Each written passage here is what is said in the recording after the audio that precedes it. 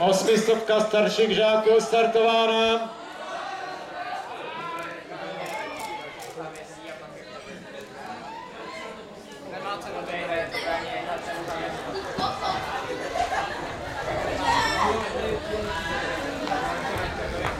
Po 100 metrech se běh mantinelu.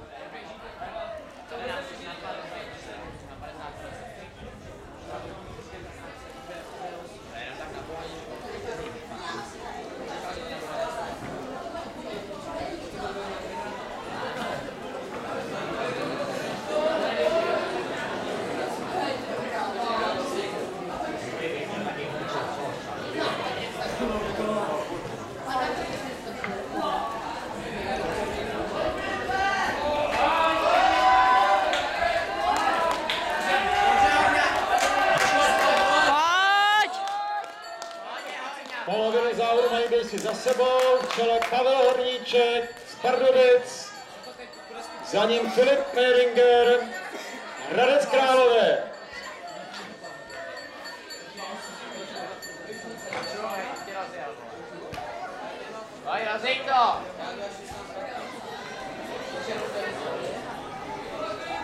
Vedoucí běžec běží s pohodlným náskokem, ale za ním o to druhé, třetí, čtvrté místo bude asi ještě boj.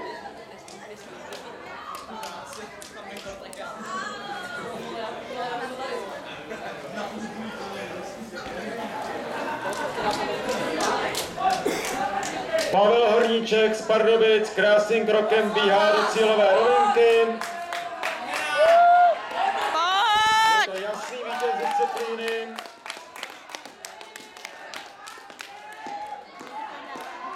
Na druhém místě Filip Mehringer, Hradec Králové. A dotírá na něj Ondřej Dudáš z Kolína. Takže souboj Mehringer Dudáš. A necháme to na cíl.